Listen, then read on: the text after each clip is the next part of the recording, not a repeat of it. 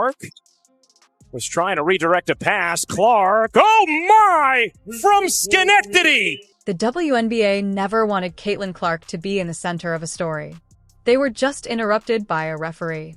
And everything fans believed they knew about Caitlin has been completely disproved by what they disclosed. People have been witnessing Clark being shoved, grabbed, and smashed while she drives for months. The whistle remained silent, though. Everyone was informed that it was simply rookie treatment, a difficult love lesson that all newcomers had to endure.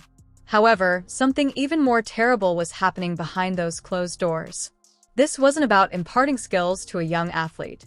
It had to do with determining the name of her entire game. Fans sensed it. Players discussed it in whispers.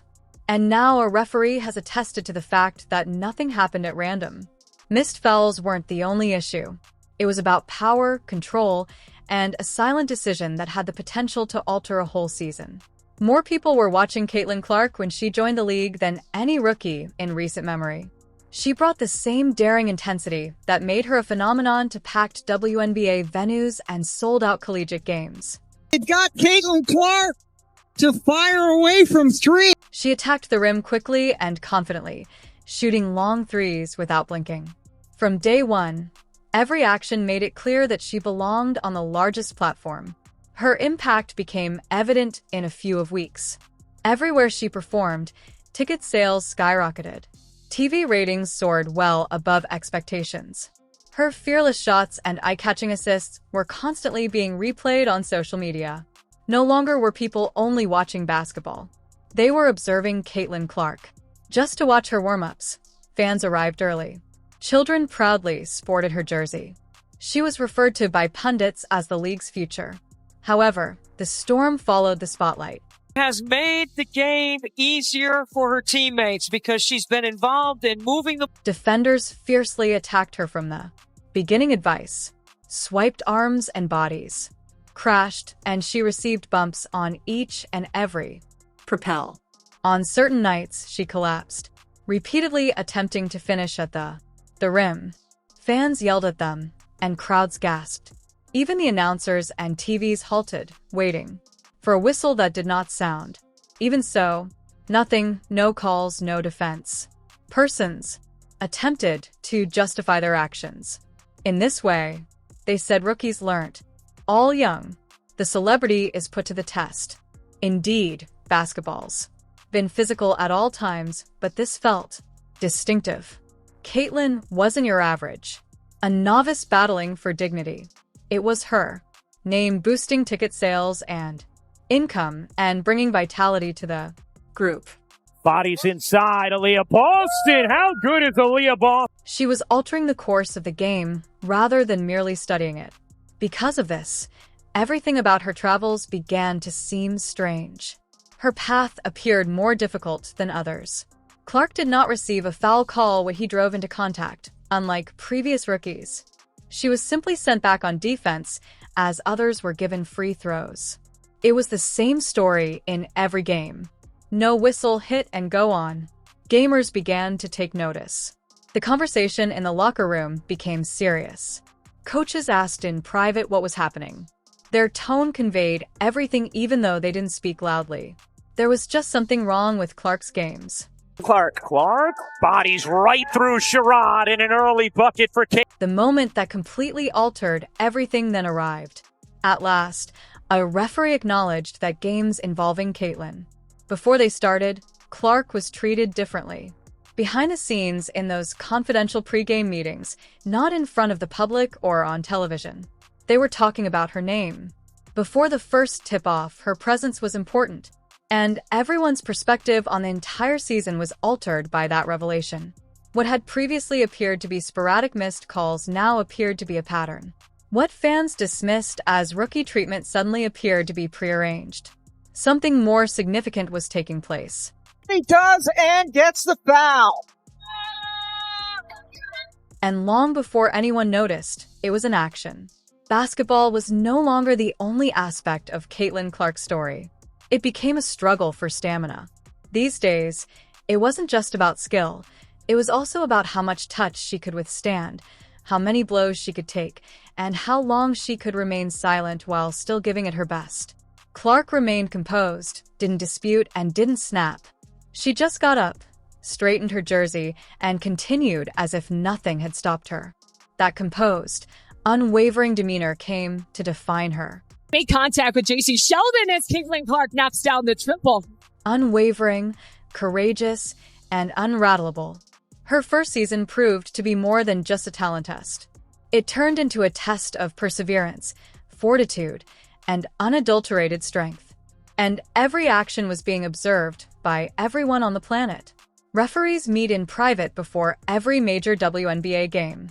Just calm conversations about the regulations, the important players, and the moments that may make all the difference in the last few minutes. No cameras, no audience. It is intended to maintain fairness and ensure that every game functions properly. However, one name began to appear repeatedly in those rooms over time. Speaking later under the condition of anonymity, official Caitlin Clark dropped a shocking revelation. The remarks made regarding Clark's games were abnormal. The advice had nothing to do with keeping her safe or ensuring that she was treated fairly. It was the exact opposite. The message was unambiguous. Allow the touch to occur. Give her a sense of pressure. Allow her to struggle. On paper, it sounded insignificant. Excellent offensive rebounding group. It was cut by Clark. However, the impact was explosive. It was thought that Clark's struggle through all of that physical activity would heighten the emotional impact and grasp of her story. At home, fans would see her take hits, stumble, get back up, and keep going. That suffering and that tenacity made for the ideal television drama. Here's the issue, though. Not one of the rule book contained that information. Every athlete should have equal protection, according to the WNBA. She and Caitlin have formally advanced in the records. No pushing, no arm blocks, no hand checking, and no movement interruption. Every player should be able to maneuver freely and safely around the perimeter. However, what was discussed in private during those quiet pregame talks was more important than what was written down. Everything that transpired after the ball went up was influenced by those subliminal clues and muttered directions. The games adhered to the early tone that was established. The number of missed calls began to mount.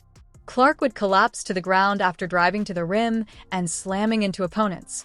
The crowds let out a gasp. Clark devises a scam. Clark considered pulling up at 3. I'll take a dip inside. Coaches tightened their jaws. Though the whistle remained dead silent, commentators leaned in to try to find the words. Clark simply changed her posture and continued to advance like a warrior. Since the conclusion had already been impacted long before the tip was given, she was unable to protest or fight. It most likely appeared random to the majority of viewers. The referee's off game or just another night of fierce defense. In reality, though, it wasn't at all random. Before the game ever began, the pattern had been meticulously established. The narrative continued each time Clark was struck without a foul being called. The underdog persevering in justice, the star displaying resilience in the face of adversity. Clark knocks it down after taking 3 steps back. She discovered something much more profound than basketball during her debut season. It turned into a real-life test of concentration, stamina, and mental fortitude under unseen strain. Each match began with a subtle setup. Furthermore, Clark was up against more than simply her rivals. She was battling subdued expectations that were developed behind closed doors. Fans sensed something was wrong at the conclusion of the season, but they couldn't quite put their finger on it. The drama, the tension, the never-ending grind. Clark's performance made everything feel heavier, but the whole truth didn't come to light until later, when insiders eventually came out and disclosed what was actually taking place. And everything changed when that reality was revealed. All of a sudden, every late-game push, every hard fall, and every disregarded whistle seemed different. Wins and points were no longer the only factors in Caitlin Clark's path. As Caitlin Clark made the triple, he made touch with J.C. Sheldon. It was about surviving in a system that, even before she set foot on the court, had already dictated her fight. And she never gave up in the face of it all.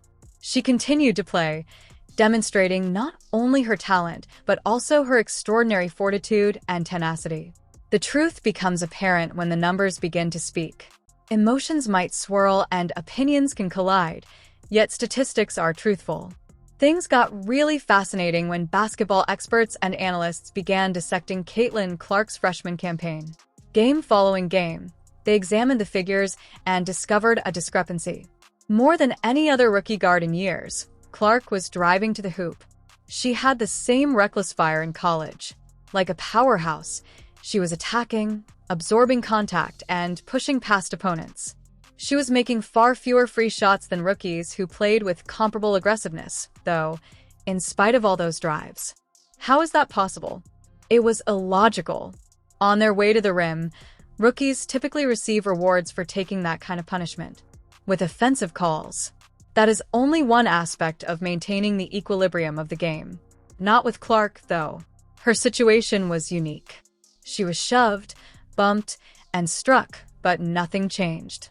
She would continue to play after sliding through a contact fall. There was not a whistle in sight. The same thing kept happening. The number of missed calls continued to mount, and it was not in her favor.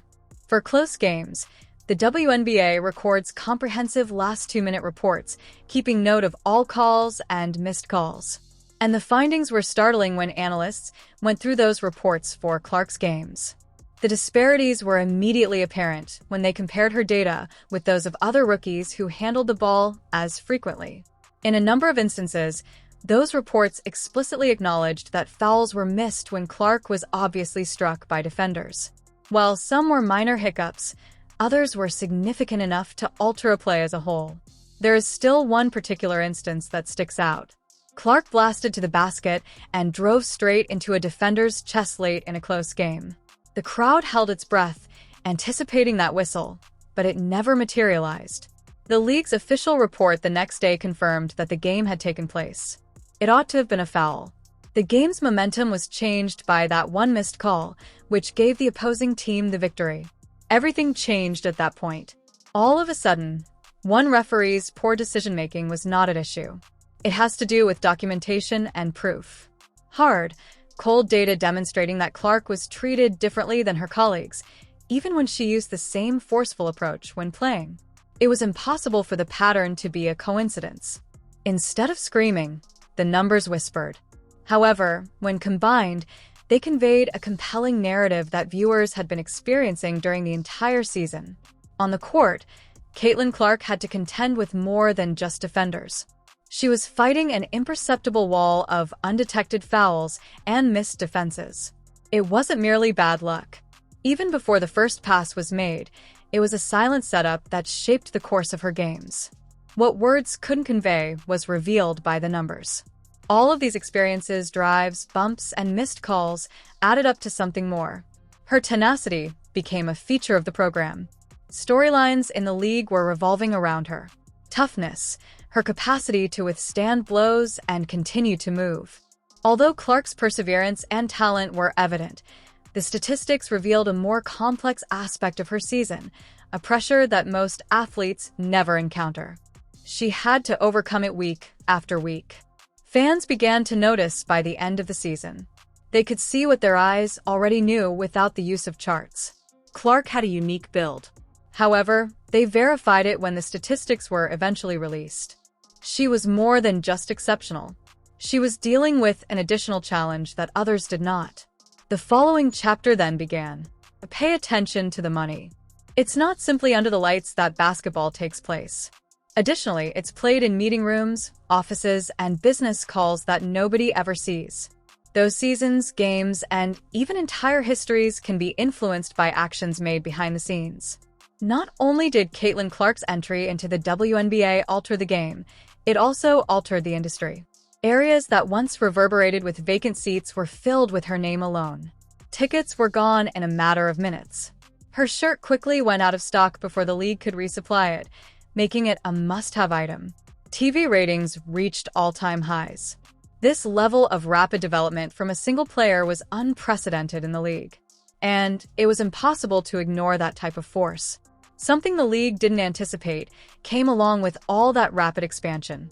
Fear. Behind the scenes, even referees and a few seasoned players began to feel anxious. The one player, Caitlin Clark, was the center of attention, and it was blazing brightly. Some were concerned that she may tip the scales of power throughout the WNBA if she took over too quickly. Everything could change if one star took up the league's focus when it came to pay negotiations or new player agreements. The power of everyone else might decline if sponsors, supporters, and the media concentrated all of their attention on one individual, which alarmed people. Suddenly, the league had to make a silent, but important choice. Let Clark's ascent continue unchecked and run the risk of becoming her the WNBA's face overnight, or slow things down a little to allow more players to share the spotlight. Every decision, no matter how minor, held significant weight, and the games on the court itself provided a means of maintaining that equilibrium. The league might quietly impede her ascent by allowing the game to remain violent and enabling defenders to play her harder than usual. At first, it wasn't evident, but the figures revealed the outcome. Her stats increased more slowly than would have been expected given her skill level. The story took a turn. Her tale was not one of effortless dominance. It turned into a battle for survival. Fans saw her struggle through the blows, get back up, and fall. Every game appeared to be a battlefield as a result. Although the drama increased, her ascent was gradual rather than dramatic. The idea that a league would manipulate games for commercial gain may seem absurd, yet it is nothing new in professional sports. There is always business silently driving the wheel behind the game. What transpires on the court can be influenced by ratings, sponsorships, and bargaining power. What appear to be haphazard missed calls or bad luck might have been a covert strategy to maintain system stability. League executives and seasoned players could maintain their sway, while a new rookie's quick ascent was gradually slowed down. No one in the crowd understood the significance of every bump, every missed whistle, and every drive she persevered through. Caitlin Clark was fighting for more than just points. She was negotiating a whole power system centered on money, control, and image. The games become more than just contests. They started to reflect the politics and tactics of the league. By the conclusion of the season, it was evident that her remarkable growth had been controlled. It appeared to be ordinary basketball, but it was covered in business fingerprints. She had more than just talent for success. It was skill combined with perseverance, endurance, and unnoticed choices made off the court. And it brings us to the major query that fans had throughout the year. Why did Caitlin Clark never raise her voice?